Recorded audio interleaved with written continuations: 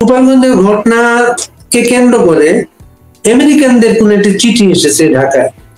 সেই চিঠিটার পরে একটা কমিশন গঠনের কথা বলা হয়েছিল। সেই কমিশন গঠনের কথা কোনো আমরা জানি না। এর মাঝে নাগরিকদের একটা গ্রুপ, সরকার সমর্থক নাগরিকদের একটা গ্রুপ, তারা গোপালগঞ্জ ঘুরে এসে তারা একটা বিবৃতি দিয়েছেন। সর্বশেষ মার্কিন চার্জ অ্যাফেয়ার্স সাক্ষাৎ করলেন। তিনটার কোনো যোগসূত্র আছে? অবশ্যই আছে, কারণ হচ্ছে আপনার ক্রাইম এগেইনস্ট হিউম্যানিটি এটা যেই রকম ভাবেই আপনি পড়ে দেওয়ার চেষ্টা করেন না কেন, পাপ তো বাপ কেউ ছাড়বে না, তিনি যত বয়োবৃদ্ধই হন না কেন। আপনার যদি এই বয়সে প্রফেসর ইউনূসকে ঢুকে উঠতে হয় আবারও, তাহলে এই দুঃখ তিনি রাখবেন কোথায়? তাকে কি সেফ এক্সিটের কোনো ব্যবস্থা হচ্ছে? সেটি একমাত্র তিনি নেগোশিয়েট করতে পারেন আমাদের প্রতিবেশী রাষ্ট্র ভারতের সঙ্গে, যেখানে ভারত বিরোধিতা জিগির তীরে তুলেছেন, তার নজর পড়েছে সেভেন সিস্টারের দিকে। এখন তারা এইরকম একটি পটভূমিতে তাকে কতটা সমাদর করবেন তারাই ভালো বলতে পারবে। সেভেন সিস্টার জয় করা হলো না, আমাদের দিল্লিও জয় করা হলো না, আমাদের যে টার্গেট গুলো ছিল একটা অর্জন হয় নাই। এখন এক্সিটটা পেতে আর কি করতে হবে আমাদের? দেখুন, আমরা তো আদানির পুরো পাওনা মিটিয়ে দিয়েছি। শেখ হাসিনা যে সমস্ত চুক্তি করেছেন বলে এতদিন দাবি করা হচ্ছিল, গোপন চুক্তি, একটিও তো বাতিল করার খবর আমরা পেলাম না। আপনার লম্বা লম্বা কথা বলে জায়গা মতো আপনার যেটাকে কর্নিশ করা, সেটা কিন্তু তারা করেই চলেছেন। সুতরাং এই যে কোনো মূল্যে দোভালজির সঙ্গে খানা খেতে হবে এক পাতে, সেইটা আমরা দেখেছি আমাদের মাননীয় নিরাপত্তা উপদেষ্টা আপনার খলিল মহোদয় তাকে ব্যাংককে। সুতরাং দেখতে আর কিছু বাকি নেই।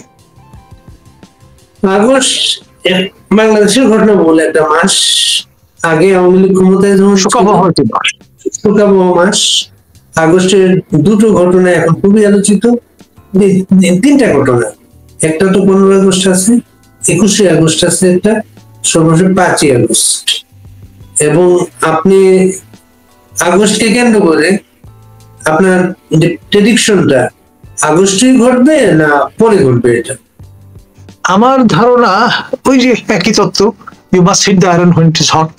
তো যেহেতু অফিসিয়াল কগনিজেন্সও পাওয়া যাচ্ছে, তারা একটা সময়সীমা বেঁধে দিয়েছেন, এবং যেহেতু 1 আগস্ট থেকে শোকাবহ মাসের উদযাপন বা অবজারভেন্স শুরু হয় আওয়ামী লীগের ঘরানা থেকে, তো ফলে আপনার আগস্ট মাস হচ্ছে আওয়ামী লীগের মাস, জুলাই মাস হচ্ছে যারা 24-এর তরুণ তুর্কি তাদের মাস। তো ফলে বিভাজনটা যদি এভাবে বুঝবার চেষ্টা করি, তাহলে এটা তাদের দিন যারা বিরোধী পক্ষ। এবং জুলাইতে আমরা দেখলাম তাদের অভ্যন্তরীণ সমস্যায় তারা খুব পাজেল অবস্থায় ছিল। সর্বশেষ তাদের একটা খুবই গুরুত্বপূর্ণ যুদ্ধ উমামা, ওর বিদ্রোহের পরে তারা আরো পাজেল অবস্থায় পড়েছে। মাহফুজ এমন ভাবে কথা বলেছেন যে তিনি একমাত্র সৎ মানুষ, এবং তাকেও কিন্তু কালিমা দেওয়ার চেষ্টা হচ্ছে। সৎটা আসলে কে আমাদের? দেখুন, কম্বল বাঁচতে চেষ্টা করলে উজ্জ্বল হয়ে যাবে, এই পর্যায়ে চলে এসছে। এবং চূড়ান্ত যে পরিস্থিতিটা, সেটার অশুভ সূচনা করেছেন প্রফেসর ইউনূস। তো এটা একদম শেষ সীমায় এসে পৌঁছেছে। সুতরাং দায় সবার, collective failure of the government. রাষ্ট্রপতির নেতৃত্বে যদি কোনো জরুরি অবস্থার সরকার হয়, সেখানে সেনাবাহিনীর সমর্থন থাকবে এমন কোনো গ্যারান্টি আছে? ডেফিনেটলি আপনার সেনাবাহিনী তো সর্বাধিনায়ক আমাদের মহামান্য রাষ্ট্রপতি শাহাবুদ্দিন চুপ্পুর প্রতি বিশ্বস্ত, অনুগত এবং শপথবদ্ধ সংবিধানের প্রতি আপনার অনুগত থাকতে। তো ফলে তিনি যদি আদেশ করেন, ন্যাচারালি সেটি তাদের জন্য বাইন্ডিং হবে, এটা তো সহজেই বোঝা যায়। গোপালগঞ্জে সর্বশেষ সেনাবাহিনীর যে চেহারা দেখা গিয়েছে, এরপর কি আওয়ামী লীগ এখানে আস্থা রাখতে পারে? এখন ধরুন সেই সময়ে নিশ্চয়ই প্রতিরক্ষা মন্ত্রী হিসেবে আপনার ডক্টর ইউনূস থাকবেন না, তার নিয়ন্ত্রণাধীন এএফডি তার সুপারিশে এমনটি করে থাকতে পারে। সুতরাং যেহেতু এই ফাসাদটা হয়তো থাকবে না, সেই কারণে তাদের জন্য অ্যাক্ট করা আরো সহজতর হবে। শেখ হাসিনা ফিরবেন এমনও একটা বক্তব্য ছিল আপনার। আমি অবাক হব না, কারণ হচ্ছে এই যে শেখ হাসিনা এমন একজন ব্যক্তি যিনি আপনার এর আগে 111 সময় আমরা দেখেছি যে তিনি দিল্লিতে অবস্থান করাকালীন সময়ে তাকে সর্বাত্মকভাবে নিবৃত্ত করার চেষ্টা করা হয়েছে দেশে ফিরে আসার ক্ষেত্রে। তিনি সকল ভুকুটি উপেক্ষা করে তিনি কিন্তু ঠিকই সাহস করে চলে এসেছিলেন ঢাকায়, এবং এই ঘটনার পুনরাবৃত্তি দ্বিতীয়বারও ঘটলে আমি অবাক হব না। এবং তিনি যদি আসেন সেই জরুরি আপনার নতুন সরকারের আমলে, তাহলে তিনি আসবেন উইথ ডিগনিটি এন্ড অনার, এবং সম্ভবত তিনি থিতু হবেন তার পিতৃভূমি গোপালগঞ্জে, এবং সেখানে আপনার অবস্থান করে she is determined to face the trial. এখন এই সরকারের আমলে তিনি হয়তো আপনার ফেয়ার ট্রায়াল আশা করেন না, তার দিক থেকে নতুনতর সরকারি ব্যবস্থায় তিনি হয়তো অনেক বেশি পরিমাণে আপনার ফেয়ারনেস আশা করেন বা করবেন। তো সেরকম পরিস্থিতিতে এই পদ্মা সেতুর কল্যাণে যোগাযোগ ব্যবস্থা উন্নত হয়ে যাওয়ায় কয়েক ঘন্টার বেশি লাগবে না তার আপনার ঢাকায় হাজিরা দিতে আদালত প্রাঙ্গণে, এবং যথারীতি তার যে রিকোয়ারমেন্ট সেটি ফুলফিল করে তিনি আবারও চলে যেতে পারবেন, এবং সেখানে তিনি নিজ বাসভূমে আপনার with dignity and honour and security তিনি সেখানে মোতায়েন থাকতে পারবেন। এবং এই ট্রায়াল লেন্দি হবে ন্যাচারালি, সেই কারণে সহসা নির্বাচন আমি চোখে দেখি না। প্রফেসর ইউনূসের যেই আপনার অ্যারেঞ্জমেন্ট সেটিরই এক্সটেনশন হবে হয়তো সেটি, এবং আপনার এই পুরো টেনিয়র যেটি শেখ হাসিনার অবশিষ্ট টেনিয়র সেটি শেষ হতে হতে আপনার হয়তো বিচার কার্য একটা জায়গায় গিয়ে উপনীত হবে, এবং তার ফলে আমরা আশা করতে পারি যে 2029-এর পরে হয়তো ত্রয়োদশ সংসদ নির্বাচনের ময়দানটা সমতল হবে। এই অবৈধ অস্ত্র যেগুলো রং পজিশনে আছে সেগুলো আপনার উদ্ধার করা হয়তো বাই দেন সম্ভব হবে, এবং জঙ্গি যারা তাদেরকে আপনার পুনরায় আপনার আটক এবং ফটক পার করা যাবে।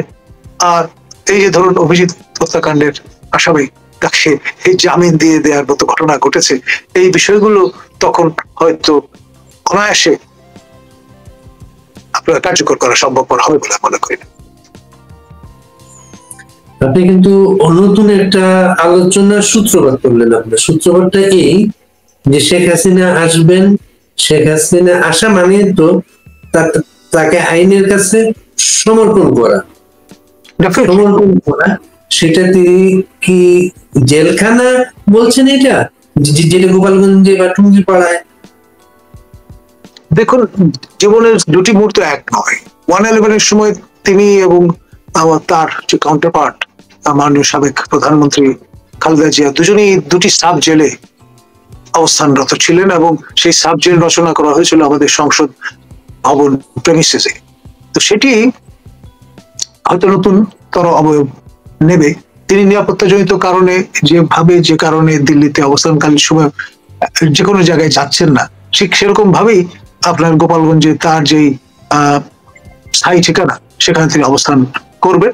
খুব বেশি ভেঞ্চার আউট করবেন না এখানে ওখানে, এবং মনোযোগের সঙ্গে তিনি তার বিচার যে প্রক্রিয়া সেটিতে মনোযোগী হবেন। এই গ্যারান্টিটা কে দেবে তাকে? এই নিশ্চয়তা, এই নিশ্চয়তা ডেফিনেটলি নতুন যে সরকারটি গঠিত হতে চলেছে বলে মনে করা হচ্ছে, ইমার্জেন্সি গভর্নমেন্ট, সেটি আপনার প্রদান করবে। ইন্টারন্যাশনাল কমিউনিটি সেটির গ্যারান্টর হবে, এটাও নিশ্চিত করে বলা যায়। একটা প্রচার আছে, কোন একটা দিক থেকে এমন একটা আলোচনা হয়েছিল তিনি আসবেন এবং তাকে একটা সিকিউর একটা প্লেস দেওয়া হবে, সেটা ঢাকাতে নিশ্চয়তা দেওয়া হয় নাই, সেটা দেওয়া হয়েছে গোপালগঞ্জে। এটা কি সেই আলোচনা? সম্ভবত, কারণ এটা সকল দিক থেকে আপনার সম্মানজনক এবং নিরাপদ বলে তিনি মনে করেন, এমনটি জানা গেছে। আপনি একটা বক্তব্যে কিন্তু জরুরি অবস্থার আশঙ্কার কথা বলেছেন, এর ভিত্তিটা কি? দেখুন, আমি একজন লোক প্রশাসন শৃঙ্খলার ছাত্র। আমাদের প্যারেন্ট ডিসিপ্লিন হচ্ছে রাষ্ট্রবিজ্ঞান। রাষ্ট্রবিজ্ঞান আমার অনুষঙ্গী বিষয় ছিল আমার সম্মান শ্রেণীতে পঠন পাঠনের সময়, এবং আমি সেই সূত্রে জানি যে বাংলাদেশে এ পর্যন্ত আমরা রাষ্ট্রপতি শাসিত সরকার দেখেছি, আমরা মন্ত্রী পরিষদ শাসিত সরকার দেখেছি, আমরা অন্তর্বর্তী সরকার দেখেছি এবং দেখছি, আমরা আপনার তত্ত্বাবধায়ক সরকার যেটি ত্রয়োদশ সংশোধনীর আওতায় প্রযুক্ত হয়েছিল আমাদের সিস্টেমে সেটা দেখেছি। এখন নতুনতর একটি সিস্টেম হয়তো আমাদের সামনে হাজির হতে পারে, যেটিকে আমরা বলছি ইমার্জেন্সি গভর্নমেন্ট। মানে তত্ত্বাবধায়ক সরকার কিংবা অন্তর্বর্তী সরকারের এই নোমেনক্লেচার আপনার ইতিমধ্যে নানান বিতর্কের জন্ম দিয়েছে। সুতরাং এই ঘেরটোপ কেন যারা নতুন সেভিয়ার হিসেবে দায়িত্ব পালন করতে আসবেন তারা নেবেন তাদের কপালে বা ঘাড়ে। সেই জন্য ইমার্জেন্সি গভর্নমেন্ট, যেটি 4 মাস সময়ের জন্য প্রথমত সংস্থাপিত হবে, and it's renewable for umpteen numbers। আপনার 4 মাস পর পর রিনিউ হতে থাকবে যতক্ষণ পর্যন্ত আপনার ময়দানটা সমতল না হচ্ছে, এবং সেটি যদি হয় তাহলে একমাত্র বৈধ আপনার authority in the whole system এখন যা অবশিষ্ট আছে সেটি হচ্ছে মহামান্য রাষ্ট্রপতি শাহাবুদ্দিন চুপ্পুর অফিস অফ দ্য প্রেসিডেন্সি। তিনি আপনার প্রেসিডেন্সিয়াল ফর্ম অফ গভর্নমেন্টে যেমনটি আমরা দেখেছি জেনারেল এরশাদের ক্যাবিনেট ছিল, সেরকম তার ক্যাবিনেট থাকবে, এবং নির্দিষ্ট সংখ্যক আপনার ব্যক্তিদের নিয়ে এই আপনার সরকারটি গঠিত হতে পারে, এবং সেটি রিপ্লেস করতে পারে প্রফেসর ইউনূসের এই দ্বিতীয় অন্তর্বর্তী সরকার, যেটি ইতিমধ্যে আপনার তার যে অ্যাকসেপ্টেন্স এবং আপনার জনপ্রিয়তা সবই হারিয়ে ফেলেছে। কিন্তু আমাদের তো একটা জানি যেটা আমাদের সিস্টেমে প্রধানমন্ত্রী অনুরোধ করেন, তারপর রাষ্ট্রপতি জরুরি অবস্থা ঘোষণা করেন। এখন প্রধানমন্ত্রী বলে তো কেউ নেই আমাদের সামনে, অন্তত আমাদের জাতীয় সীমানার মধ্যে নেই, এক।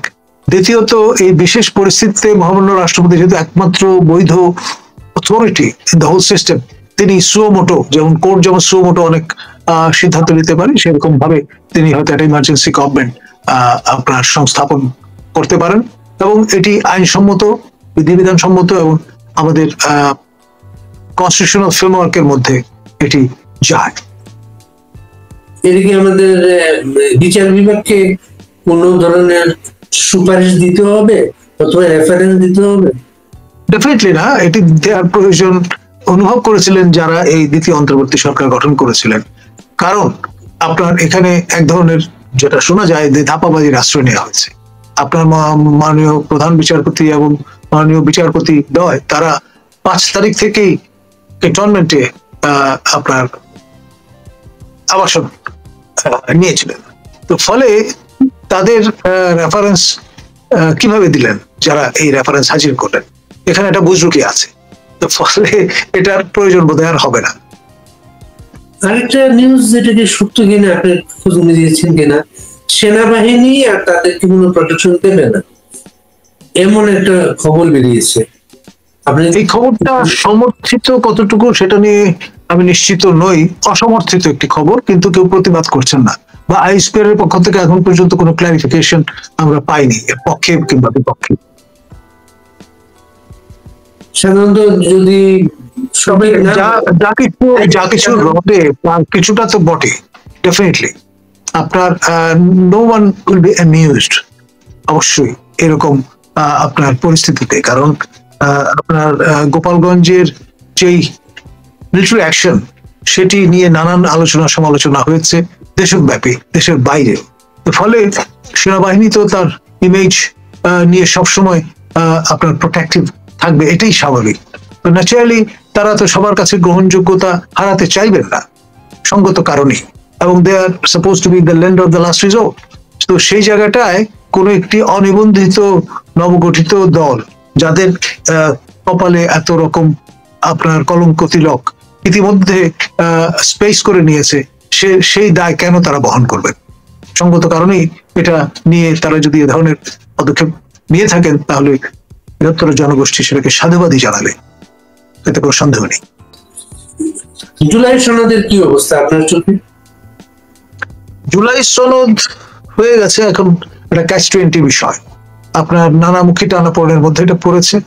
আর আলী রিয়াজ, যিনি সেকেন্ড ইন কমান্ড জাতীয় ঐক্য কমিশন, তার পারসেপশন একরকম, বুঝতে হবে তিনি মার্কিন নাগরিক। আবার যারা এখানে তরুণ তুর্কি, তাদের পারসেপশন আরেক রকম। সেখানে আবার এনসিপি আছে, বৈষম্য বিরোধীরা আছে, সব মিলিয়ে নানা টানা হিসড়ায় এটা এখন মানে চিরেছে একটা অবস্থা।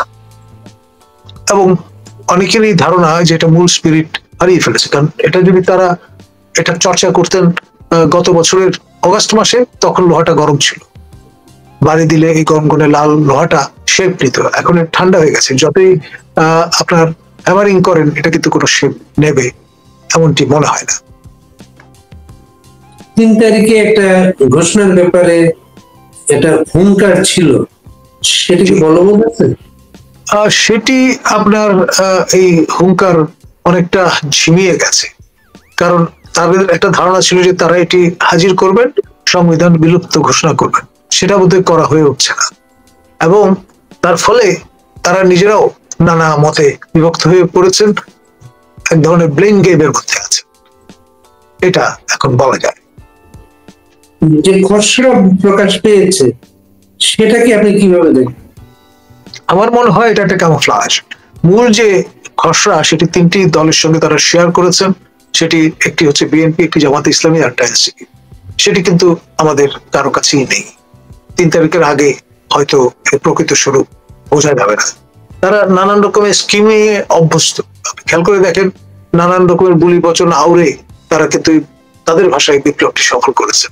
তো এখানে তারা আপনার কেন জেনে শুনে আপনার হ্যান্ডেল বা হাতিয়ার তুলে দিতে চাইবেন তাদের বিরুদ্ধ পক্ষের কাছে? সেই জন্যই তারা চাতুর্যের আশ্রয় নিচ্ছেন, গিমিকের আশ্রয় নিচ্ছেন।